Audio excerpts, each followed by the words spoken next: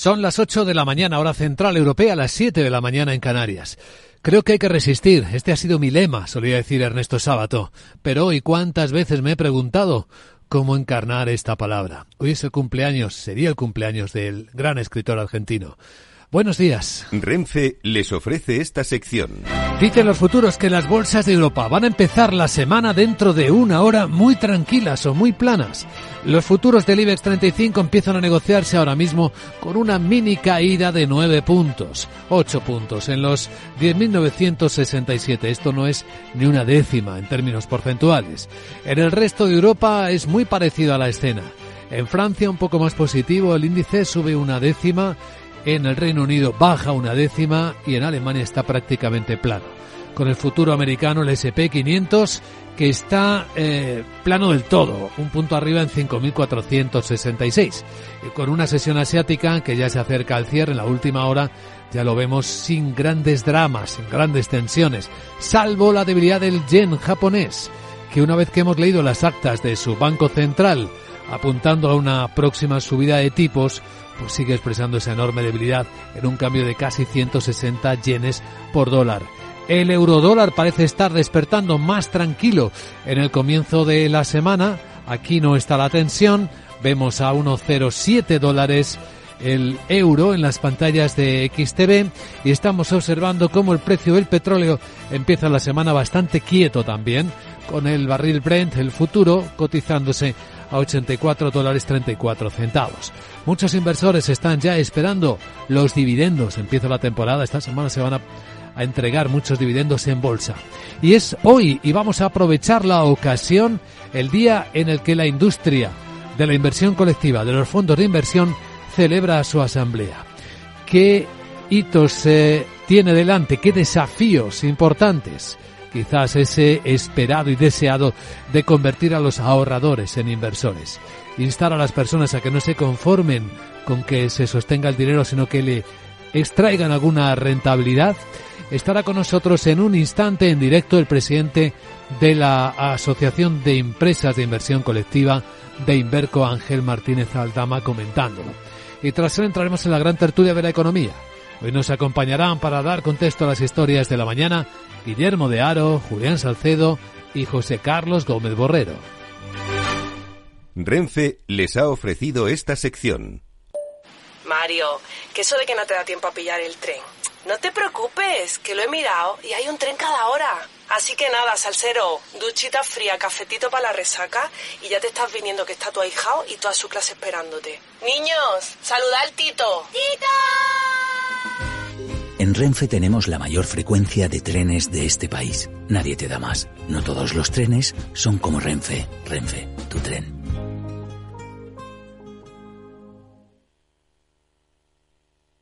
Capital, la bolsa y la vida, con Luis Vicente Muñoz. Escucha lo que viene en Capital Radio. Hoy tenemos reunión de ministros de Asuntos Exteriores europeos. Van a debatir cómo usar los primeros 1.400 millones de euros obtenidos del rendimiento de los activos rusos congelados y cómo usarlos, cómo apoyar a Ucrania. Miguel, buenos días. Buenos días. Un dinero que está sobre todo en Bélgica, en la Casa de Compensación Euroclear, en el Consejo en Luxemburgo. Van a determinar si se emplean para comprar munición y sistemas de defensa antiaérea que irían directamente a Kiev. Mientras tanto, seguirán con la negociación con Hungría, el principal aliado de Rusia en la Unión, para que levante ese veto a 6.600 millones de euros del Fondo Europeo de Apoyo para la Paz que la Unión utiliza para reembolsar a los Estados miembros parte del coste del material militar que luego entregan a Ucrania, todo en vísperas de que se inicien mañana martes las negociaciones de adhesión con ese país y con Moldavia 2 años después de haberles concedido el estatus de países candidatos. En la otra guerra, en Gaza, el primer ministro israelí Netanyahu dice que probablemente estemos cerca del final del bombardeo intenso. Por cierto, ha criticado que Estados Unidos está retrasando demasiado, aún no le ha entregado la mayor parte de armamento acordado. Ya ha asegurado que esos retrasos ya tienen efecto en el ejército y en la guerra. Reconoce que desde hace unos 4 meses hay una caída espectacular en el suministro de armamento que les llegaba de Estados Unidos. Además, en una entrevista esta noche en el Canal 14 de su país, Netanyahu insiste en que no permitirá un gobierno en Palestina controlado por Hamás.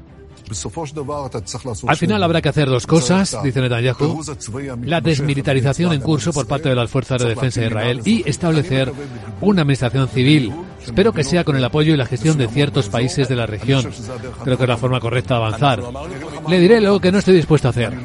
No estoy dispuesto a establecer ahí un Estado palestino, no estoy dispuesto a entregárselo a la autoridad palestina, no estoy dispuesto a hacerlo jamás. Por otra parte, el grupo chií Hezbollah reivindica el lanzamiento de 5 ataques desde el Líbano contra Israel mientras continúa el fuego cruzado entre ambas partes. Justifica esas acciones cometidas como respuesta al ataque israelí del sábado que causó la muerte a un líder chií.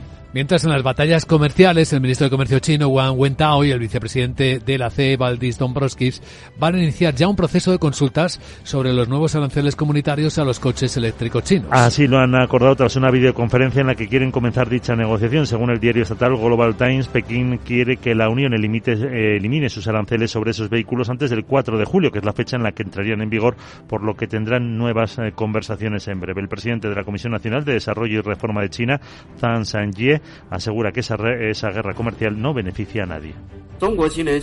La cadena industrial de nuevas energías de China aportó el 70% de los componentes fotovoltaicos y el 60% de los equipos eólicos del mundo, apoyando firmemente la transformación con bajas emisiones de carbono del sector energético global. El proteccionismo no puede proteger la competitividad.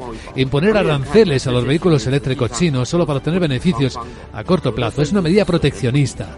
A largo plazo, este tipo de comportamientos son perjudiciales para ambas partes. El anuncio de esta negociación se produce tras la visita a China del vicecanciller alemán Robert Habeck, que respaldó los aranceles y no como una medida de castigo, sino como un ajuste necesario para que haya igualdad de condiciones. Y en la agenda vuelve la negociación sobre la reducción de la jornada laboral en España. El ministro de Economía comparece para informar de la ejecución de fondos europeos. Y lo que tú nos cuentes, Sara Bot, buenos días. Muy buenos días, este día de San Juan y que tenemos pocas referencias macroeconómicas. En Alemania el Instituto IFO publica el índice de confianza empresarial de junio para el que se espera una ligera mejora. Francia y Alemania emiten deuda con varios vencimientos. Y en España el INE publica cifras de coyuntura hotelera de mayo. Y en Estados Unidos tendremos una subasta de deuda pública a 3 y 6 meses y la comparecencia de Mary Daly, miembro de la FED, Luis Vicente. ¿Qué? Vamos a escuchar ahora al presidente de Inverco para que nos cuente cómo va la industria de los fondos de inversión y escucharemos cómo dice que el Sara Fund es el mejor, que me lo quitan de las manos, oiga, jeje. ¿Ha colado? No. ¿Crees que la gente preguntará por ese fondo de la Sarita? No. Bueno, por si acaso se lo dices y que sepas que si en un buen fondo quieres invertir con Sarabot deberás insistir, jeje. Chao. La inversora poetisa. Bueno, gracias, Sara. Sí, ya en serio, enseguida saludamos al presidente de Inverco, don Ángel Martínez Aldama, y tomamos la temperatura a la inversión.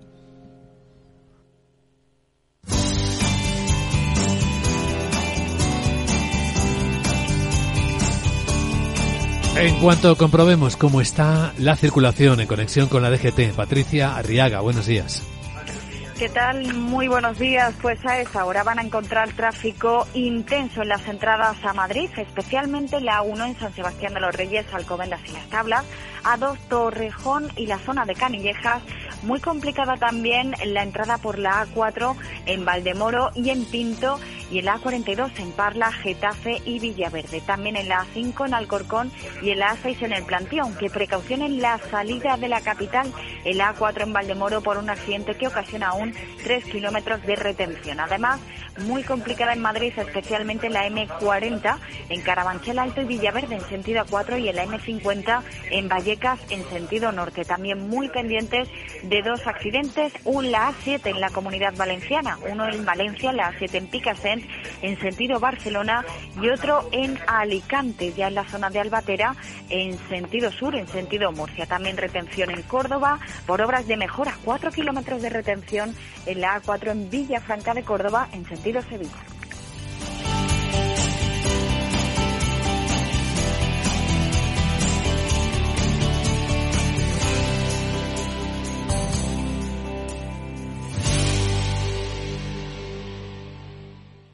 ¿Qué es ir más allá?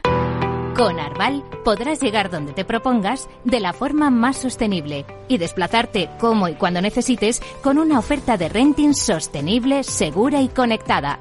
y preocuparte solo de conducir porque nosotros nos ocupamos del resto. Arval, la transición energética arranca aquí. Más información en arval.es. Invierte en acciones o ETF sin comisiones.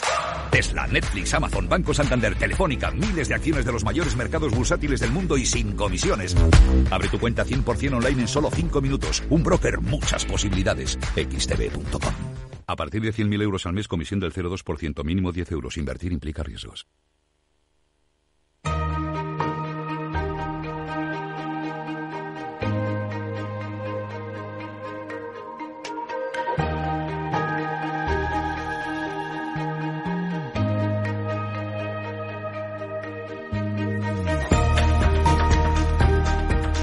La entrevista capital.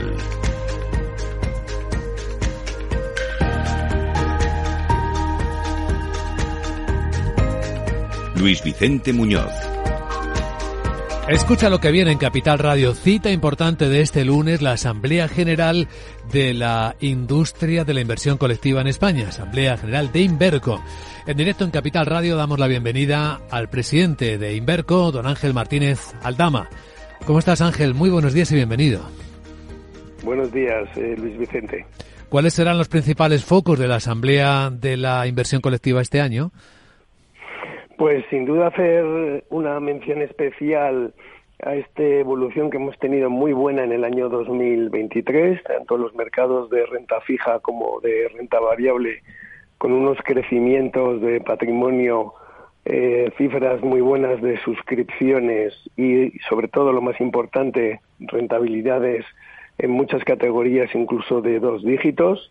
Y comentar también estos inicios del año 2024 que también siguen una estela razonablemente positiva. Eso es lo que se refiere a los mercados, las rentabilidades, pero sin duda muchos retos por delante. Estamos en un momento en la Unión Europea donde con estos cambios en el Parlamento que ya se han realizado en las elecciones y el próximo cambio de colegio de comisarios a la vuelta del verano plantea muchos retos que ya se han puesto de manifiesto por varios informes, el informe Letta, el informe Noyer, el próximo informe Draghi, las recomendaciones que ha propuesto ESMA encima de la mesa y todas con un objetivo común, y es que la economía europea haga frente a la nueva realidad geopolítica, que se tenga una mayor autonomía financiera, y para eso claramente lo que hay que hacer es potenciar ya de una vez por todas esa agenda del mercado único europeo a través de una potenciación y revitalización de los mercados financieros. Aquí de fondo hay un elemento clave y es conseguir que los ahorradores se conviertan en inversores, porque la inversión es la gran palanca de cambio, esa que consigue que el mundo avance y cambie de verdad, cuando la inversión se convierte en productiva y no simplemente en protectiva. ¿Se va avanzando en eso? ¿Se nota que los fondos monetarios, por tomar una referencia, van empezando a sondearse, a introducirse en otros fondos de algo mayor riesgo, pensando en que el patrimonio crezca en vez de limitarse simplemente a quedarse como estaban, neutralizando la inflación? Bueno, esto obviamente va con los ciclos de los tipos de interés. Hemos tenido, sin duda, en el pasado muy reciente una época de una transición en el desierto con tipos de interés incluso negativos desde el punto de vista real, y claramente pues esto ha desplazado a los inversores hacia algo más de riesgo, pero la subida de los tipos de interés, lo que estamos viendo es que con rentabilidades y tires de en torno al 3,5%, pues los fondos de renta fija, incluso los monetarios, que es una de las 2 categorías que este año están creciendo más, pues se han revitalizado. Lo importante es que el dinero se ponga a trabajar.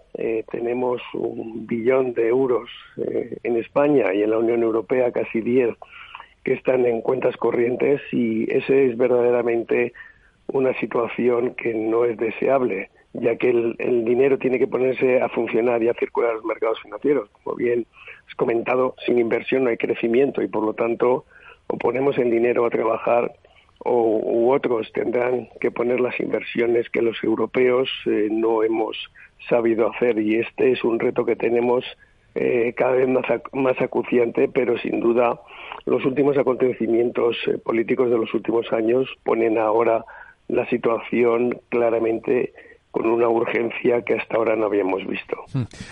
Citaba usted hace un instante la nueva composición del Parlamento Europeo, el proceso de elección de los responsables de las instituciones europeas. Hay una queja muy extendida y que no sabemos hasta qué punto también se acerca o se cierne sobre el mundo de la industria de la inversión, y es la profusión normativa, cómo se está limitando con demasiadas condiciones cada cosa que se hace en la Unión Europea. ¿Le está perjudicando a la inversión un exceso de regulación, de exigencias o de tratamiento impositivo diferente según el país? Sí, bueno, aquí incluso por áreas geográficas. Tenemos claramente 3 áreas geográficas, que es Estados Unidos de un lado, Europa y los países asiáticos.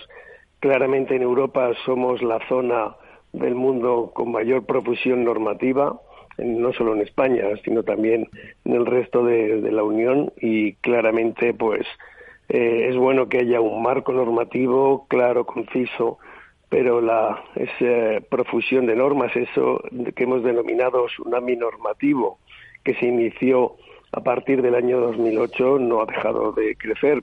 Por ejemplo, en el tema de la regulación en materia de finanzas sostenibles, claramente la normativa europea no solo es extensa y extensiva, sino que, y lo que es más preocupante, es poco armonizada y nada sincronizada en los tiempos, con normas de rango superior, que entran en vigor sin haberse aprobado las normas reglamentarias, con revisiones ahora que tenemos a la vista en el reglamento de divulgación, que claramente pues no dan una señal clara a las empresas, a los operadores, a los participantes en el mercado sobre cuál va a ser la normativa futura.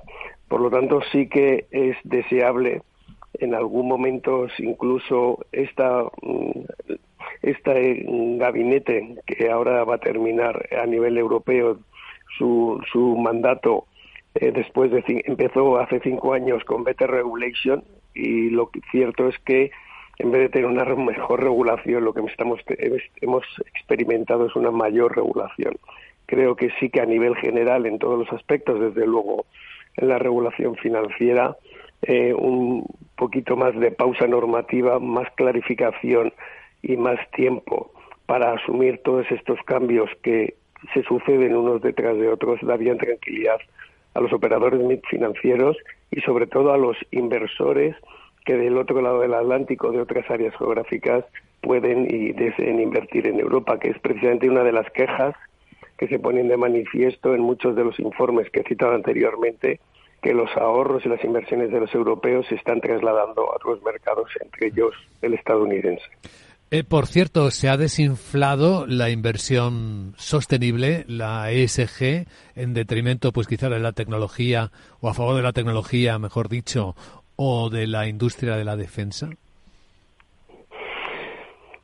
Quizá no es tanto que se haya desinflado, es verdad que la entrada en vigor de toda esta normativa coincide en una época donde las materias primas han experimentado un crecimiento al alza muy, muy importante como consecuencia de la invasión de Ucrania y algunas otras circunstancias, pero también lo que ha puesto de manifiesto es un poquito más de pragmatismo, y yo creo que esto es bueno, el que haya habido problemas de independencia energética en algunos países de la Unión, en general en todos, pero sobre todo en algunos, especialmente Alemania, lo que ha llevado a una reflexión sobre la velocidad en la que la implementación de toda la regulación sostenible y de esta transición del modelo económico hacia ese modelo más sostenible debe hacerse. Hemos visto medidas también como el retraso en la norma Euro 7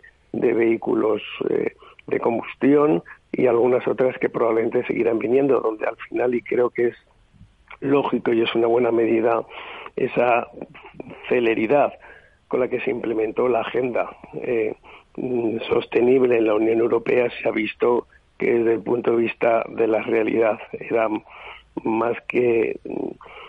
una velocidad claramente que no tenía justificación. Es verdad que ha tenido que venir una situación geopolítica, de guerra, etcétera, para que nos hayamos dado cuenta los europeos, pero la parte positiva, que es con la que hay que quedarse siempre, es esta sostenibilidad está aquí para quedarse, pero lo cierto también es que la velocidad de su implementación se va a acompasar a la realidad del tiempo.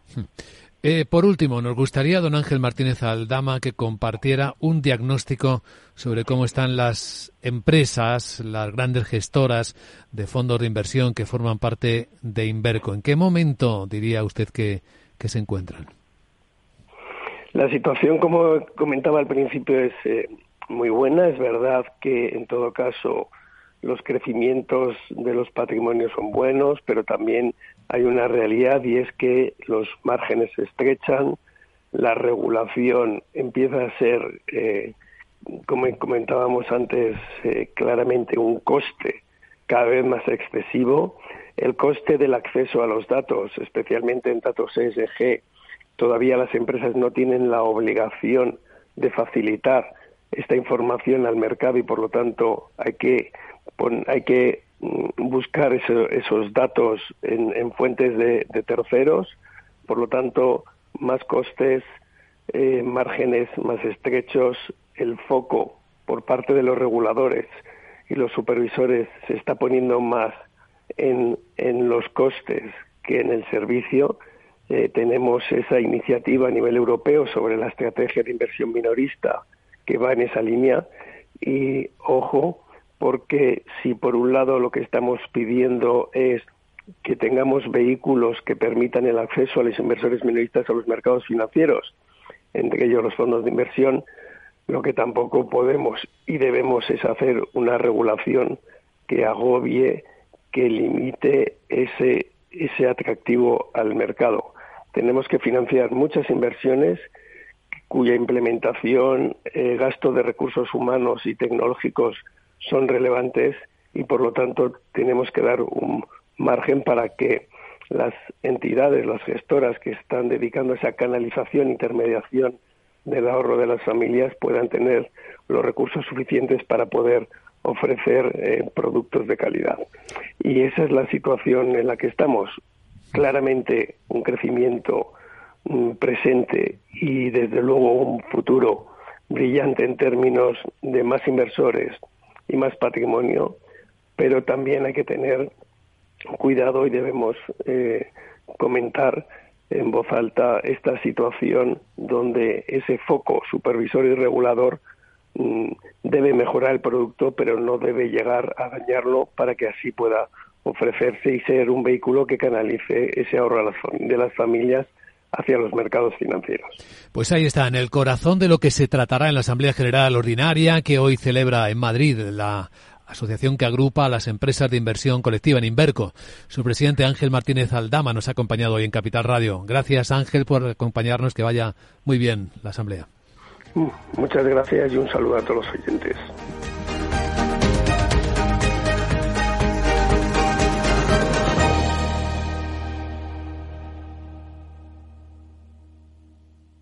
Tío, ya estoy en el tren. A ver si tengo suerte y llego tarde, ya sabes. 30 minutillos y me ahorro el billete. No creo que en media hora me pierda mucho allá en el pueblo. Como mucho al Paco contando por enésima vez cómo conoció a la Juani.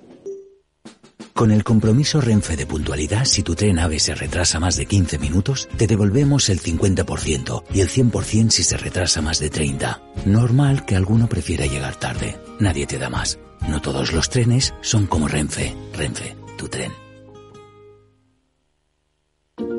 ¿Sabías que las empresas con mayor diversidad suelen tener mejores resultados financieros? La estrategia Global Diversity Engagement de Nordea invierte en compañías líderes en diversidad y colabora con las que van por el mismo camino. Porque la diversidad importa, también en lo financiero. Descubre más en nordea.es.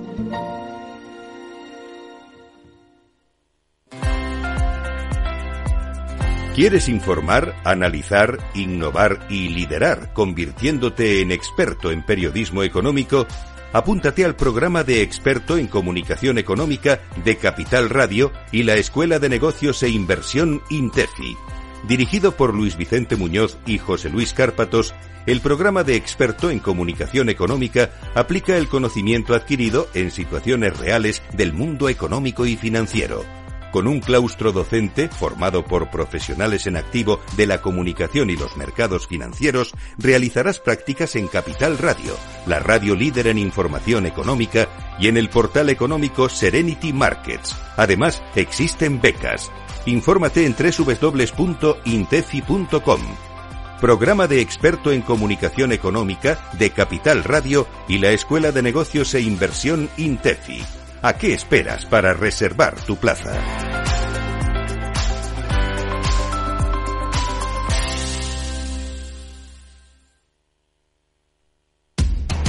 Información, análisis, previsiones, recomendaciones, todo lo que necesitas saber para tomar tus decisiones de inversión en Mercado Abierto, de 4 a 7 de la tarde con Rocío Arbiza, Capital Radio.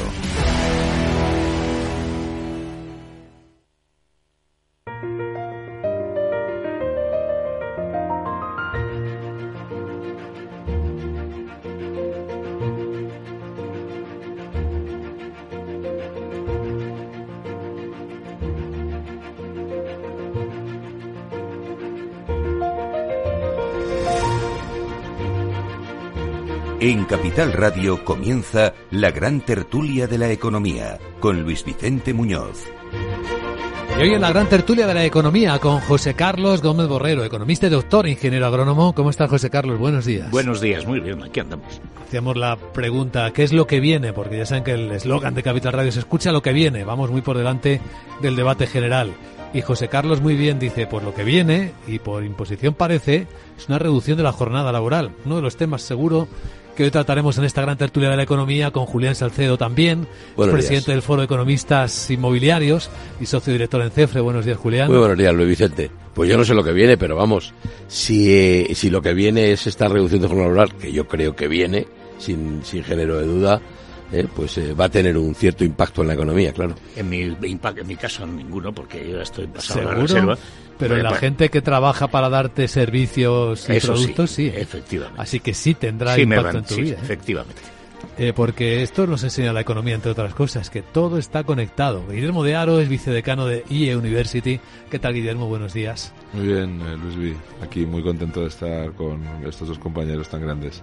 Lo sois los tres, efectivamente. Y en esta propuesta que el gobierno está haciendo a la mesa de diálogo social, se quejan los empresarios de que las propuestas no son tales, sino que acaban imponiéndose directamente, porque el gobierno propone o hacen ustedes un acuerdo o lo implanto directamente. Pues hay hasta incluso ya una propuesta de sanción de hasta 10.000 euros por trabajador en las empresas en las que no se cumpla el registro horario y se aplique la reducción de jornada semanal máxima a 38 horas y media. Sí, pero está previsto que sea 37,5. Sí, que en el año 25, me parece. Pero yo os haría una pregunta a los que estáis en activo todavía. Si preferís que os rebajen el horario, la cantidad de horas que estáis o que os suban el sueldo. Porque no creo que ambas cosas sean compatibles, ¿no? O sea, subir un 6,25%, que son las 2 horas y media estas semanales, y además subir el salario a los empresarios, no sé si les vendrá muy bien, ¿no? Bueno, la ministra ya lo ha resuelto, se rebaja la jornada laboral pero se mantiene el sueldo, lo que de facto significa una subida de sueldo. Bueno, es que entonces el incremento de salario es doble, ¿no? Yo no sé vosotros que estáis en activo, ¿qué preferís? ¿Que os quiten media hora al día o a la semana, perdón? O sea, al día sería demasiado. O que...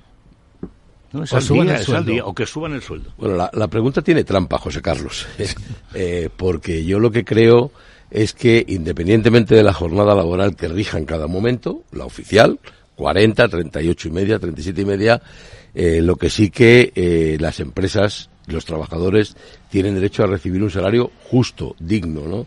y yo creo que el nivel medio salarial de la gran masa, hablamos del salario moda, el más frecuente, ¿no? Que está en ese entorno de los 18.500 euros, es manifiestamente insuficiente. O sea, por tanto, no es un problema de decir, trabaje usted menos horas y cobre más salario, o a la inversa, ¿no? Es cuestión de que trabaje usted las horas que le corresponden y perciba un salario justo que le permita vivir con una cierta dignidad, ¿no? Teniendo en cuenta los costes. Y por último, también el tema de la reducción, esto que acaba de decir, de la sanción para los que no cumplan el fichaje, ¿no? El sistema de control horario, etcétera. Yo creo que también hay que ponerle freno a eso, porque tengo la sensación, o conozco, que muchas empresas abusan de esas horas no remuneradas, ¿no? Entonces, bueno, hay que encontrar un equilibrio entre la vida laboral, la vida familiar, el ocio, etcétera, ¿no?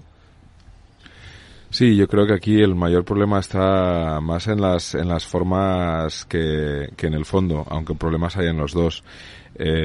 Leí hace poco, por ejemplo, con el tema de la temporalidad, que el sector privado había conseguido ajustarse a la necesidad de reducir la temporalidad en las contrataciones, mientras que el sector público seguía siéndose el principal problema en la cantidad de empleados con los que no se estaba cumpliendo esa norma, que quería resolver un problema o reducir un problema que era importante.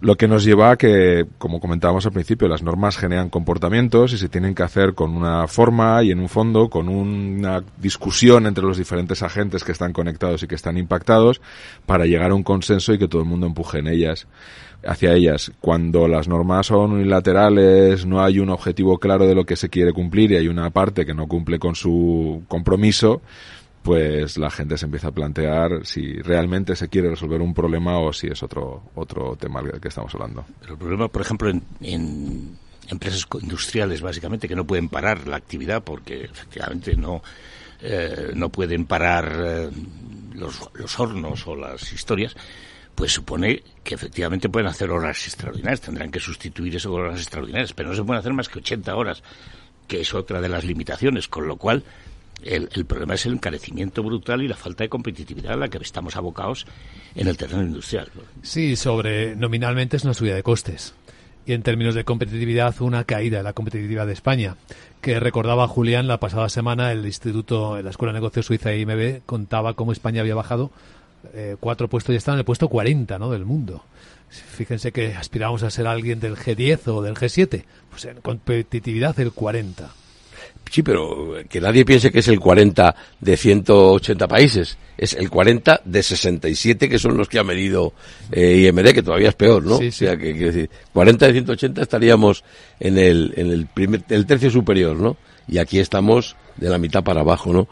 Sí, efectivamente, pero no solamente es el salario, como sabemos todos, claro, ¿no?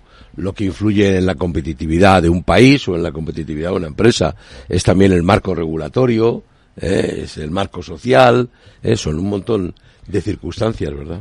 Sin embargo, yo creo que las elecciones europeas que han tenido dan un aire de esperanza, porque parece que se va a buscar menos los aspectos del clima, de la parte, digamos, verde, que han perdido mucho peso los verdes y los liberales, y se va más a buscar el tema de la competitividad.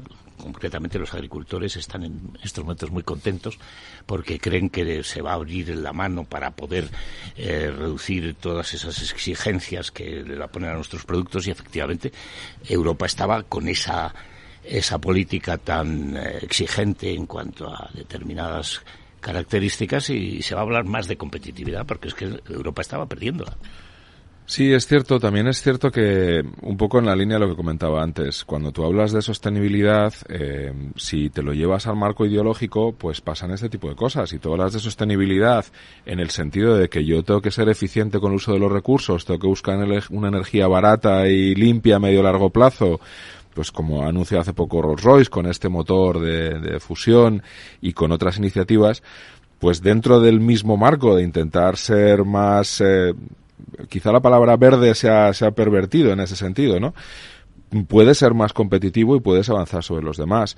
El problema es que, claro, ese equilibrio con muchas de estas decisiones vemos que se balancea más hacia la parte ideológica que hacia la parte técnica, hacia la parte de poner soluciones reales a problemas reales. Es cierto, estamos en la gran tertulia de la economía en Capital Radio. Están pasando más cosas que comentaremos enseguida en cuanto se adelante cómo van a empezar las bolsas. La última semana del mes de junio, o lo que es lo mismo, la última semana del semestre.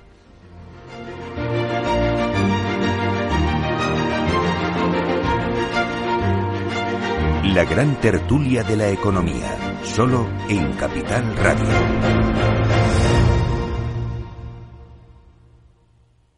Una casita, con un jardincito y un garajito, con su saloncito y su terracita, con vistas a una piscinita.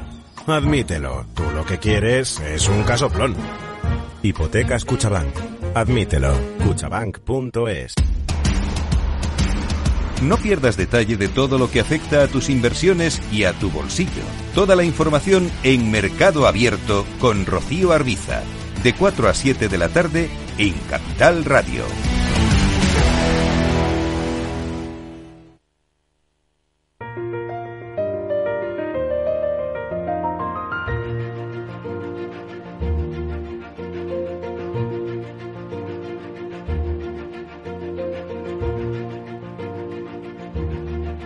La gran tertulia de la economía, solo en Capital Radio.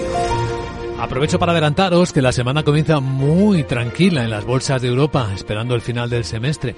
A estas horas de la mañana lo que podemos avanzar de lo que dicen los futuros europeos es que la tranquilidad es plena, miremos lo que miremos. En el caso del IBEX 35 hay una pequeña subida ya del futuro de 2 décimas, está en los 10.994, casi tocando los 11.000. En el caso de Francia, que es el mercado más observado de todos, tenemos una subida de 3 décimas, incluso mayor que la española. En Alemania 1 décima, en el Reino Unido, sin embargo, hay un poquito de descenso. Y en Estados Unidos, donde está el mercado con mayúsculas, el futuro americano sigue ahí en los cielos. En el SP500 no se mueve un ápice en los 5.469 puntos, bien sostenido por esas enormes empresas tecnológicas y efectivamente rozando también los máximos de todos los tiempos, según veo en las pantallas de XTV. Si inviertes en bolsa, esto te interesa. XTB, tu broker con más de 15 años en España, tiene la mejor tarifa del mercado para comprar y vender acciones y ETFs. No pagues comisiones hasta 100.000 euros al mes. Si inviertes en bolsa o quieres empezar, más sencillo imposible. Entras en xtb.es, abres una cuenta online y en menos de 5 minutos compra y vende acciones sin comisiones. Además, con atención al cliente las 24 horas del día. ¿A qué esperas? Miles de clientes ya confían en xtb.es.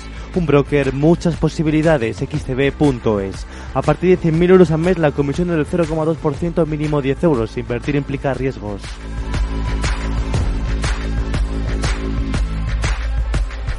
Pues aquí seguimos en la gran tertulia de la economía en Capital Radio y nuestros contertulios decían que qué bonito está Madrid ahora cuando no hace calor, ¿verdad? Cuando todo está... Es que Madrid está en el centro de atención de mucha gente y en inversión extranjera... Mira, vamos a conectar con la Bolsa de Madrid porque Laura Blanco nos avisaba esta mañana que cuando hablamos de inversión extranjera en hoteles, Madrid es una de las primeras ciudades del mundo ahora mismo en el foco, Laura. Pues sí, buenos días desde la Bolsa de Madrid. La ciudad, la capital de España, es el segundo destino de las inversiones hoteleras en Europa. Por delante tenemos a Londres, la segunda es Madrid. Y como país, atención, España ha adelantado al propio Reino Unido como principal destino de la inversión hotelera. Llama la atención que esta inversión hotelera está caliente, en auge, porque, claro, esperamos seguir recibiendo más turistas. CaixaBank Research nos decía la semana pasada que más de 90 millones de turistas se esperan este año en nuestro país. Y resulta curioso, os digo, porque el debate en España no gira en torno a las plazas hoteleras. El debate en España gira en torno a los pisos turísticos. Y ya que he citado a CaixaBank Research, un apunte más, porque el amplio estudio de inteligencia que hizo sobre el turismo la semana pasada puso un factor en foco para atraer a los turistas extranjeros: la cantidad de restaurantes Michelin que cada vez más tenemos en Madrid y en España. Pues claro que sí. Gracias, Laura. ¿Qué pensáis? Bueno, yo creo que el tema de inmobiliario, Julián, yo creo que es el tuyo, ¿no? Háblanos de los pisos turísticos y la falta de alquileres que hay, vamos. Ahora parece ser que en Barcelona quieren prohibirlos. Claro que los largo me lo fiáis. Ahora. En unos años. Sí, a 5 años. En 5 años quiere que desaparezcan. Pero fíjate o fijaros que es que los números desmontan esa demonización que se hace de los pisos turísticos, ¿no? Primero yo diré sobre los pisos turísticos que la capacidad hotelera, pese a esas inversiones que tan potentes que se anuncian que quieren llegar a España para invertir en hoteles, la capacidad hotelera instalada en España es insuficiente para dar servicio, para abastecer al número de turistas que tenemos ahora, sobre todo, claro, en temporada alta, ¿no? Pero es que casi estamos acostumbrándonos a que la temporada alta ya es cualquiera, ¿no? Porque aquí en Madrid, pues yo no sé, ves en noviembre, en diciembre, en febrero y ahora en mayo, pues ya ni te imaginas, ¿no?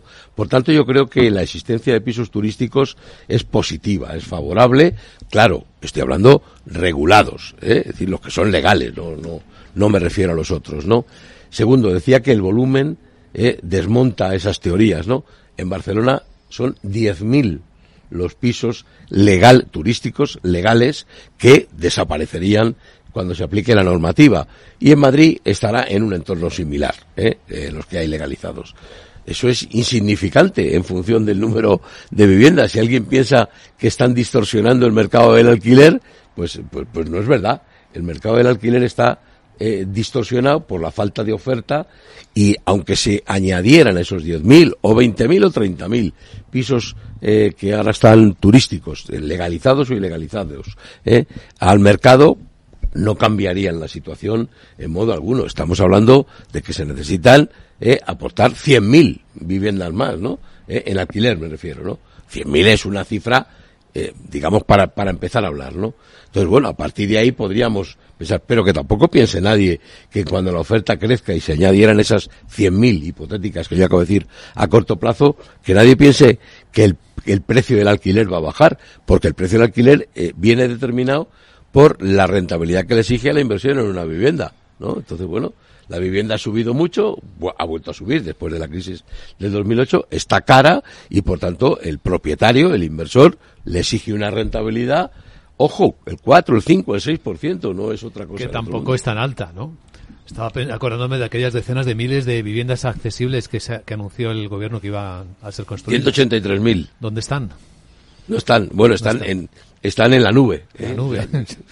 Sí, pero efectivamente tú estás diciendo que la oferta no ha aumentado. Sin embargo, la demanda ya estamos viendo. No ha aumentado, no. Se ha reducido como consecuencia de la regulación de la ley de vivienda. O sea, el efecto de la ley de vivienda ha sido reducción de la oferta. Clarísimo. Y sin embargo, como anunciábamos. Y pues sin embargo, la demanda ha sido no solamente la turística, sino también toda la cantidad de migración que pues si la demanda es consecuencia de la creación de hogares. O sea, si se crean el doble de hogares de las viviendas que... los números dicen que, en números redondos, en los 3 últimos años, por citar, no remontarme más, han sido por debajo de 100.000 las nuevas viviendas que se han creado, nuevas, de nueva construcción. 91.000, 92.000, 90.000, menos de 100.000. Y la creación de hogares prácticamente es el doble, más lo que se conoce como demanda de reposición, o sea, el que quiere cambiar de vivienda a una más grande, una más pequeña, o lo que fuera, sí, pues es manifiestamente insuficiente. Pero si encima retiras un 30% de la oferta existente, pues apaga y vámonos. Y ahí no cuentes a los estudiantes, que Guillermo nos podrá decir, ¿no? Que no encuentran dónde vivir los que vienen a estudiar a Madrid, ¿no?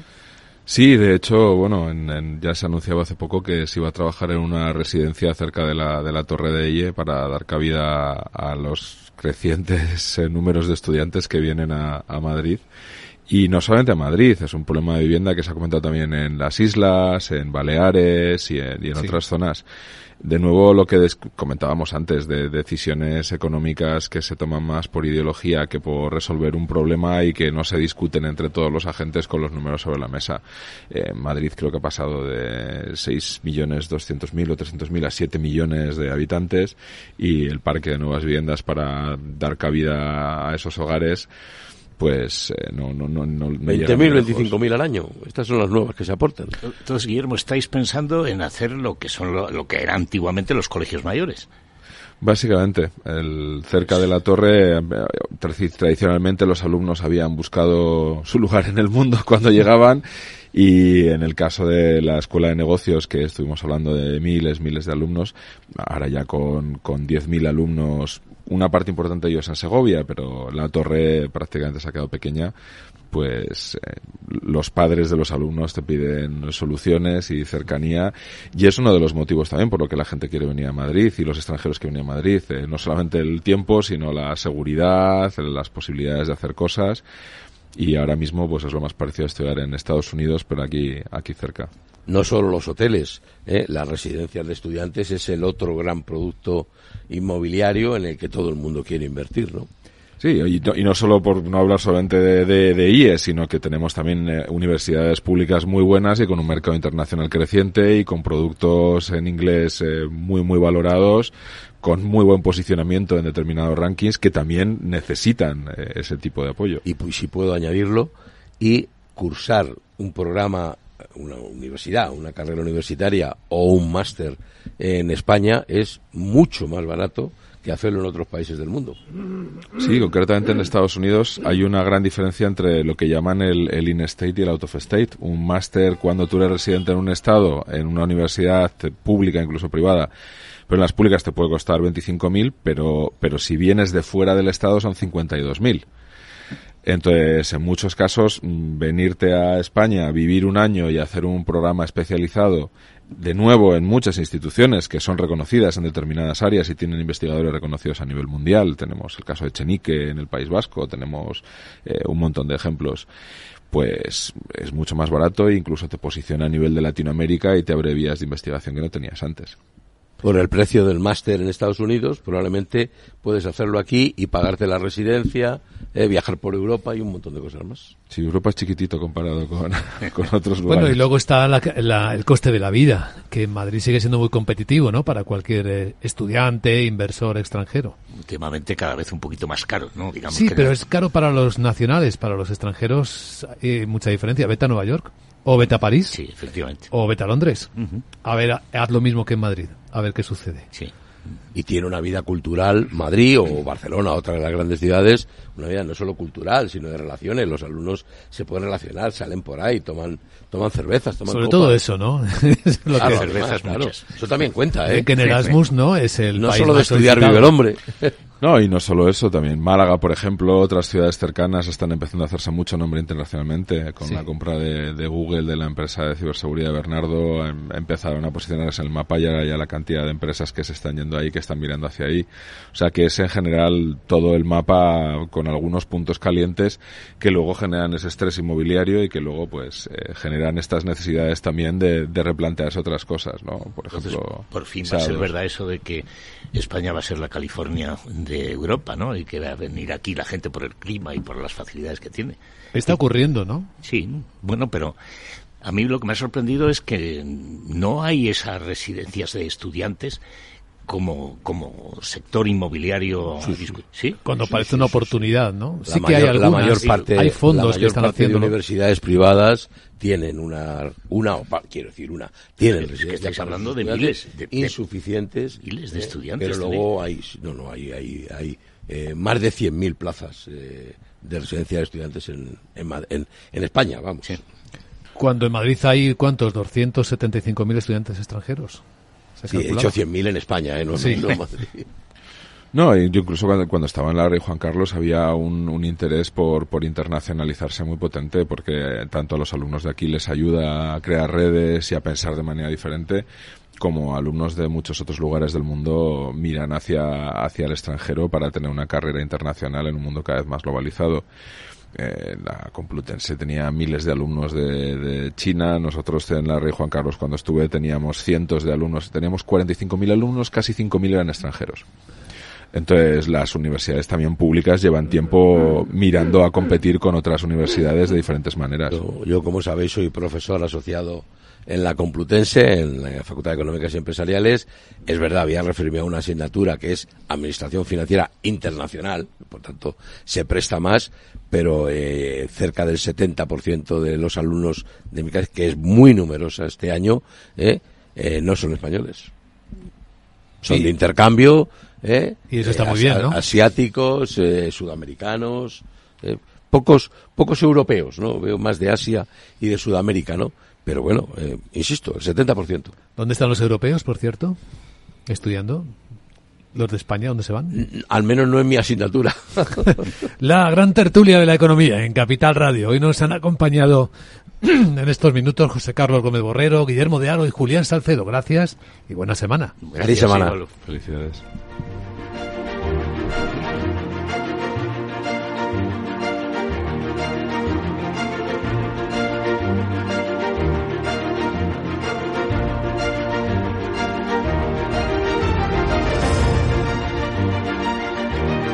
Capital, la Bolsa y la Vida, el programa de radio que despierta la economía, con Luis Vicente Muñoz.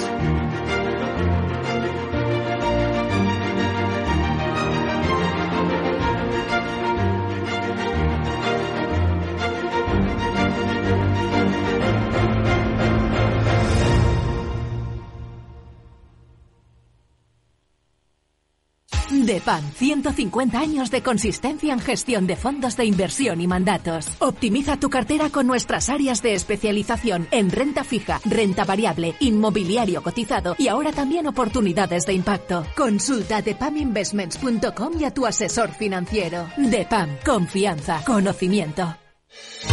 Invierte en Private Equity sin apellidarte Rockefeller. Ahora, por fin, con Crescenta puedes invertir en los fondos de Private Equity más premium a nivel global, desde 10.000 euros y a golpe de clic. Invierte como los mejores, diversifica y eleva la rentabilidad de tu cartera en Crescenta.com. Te recordamos que rentabilidades pasadas no garantizan rentabilidades futuras.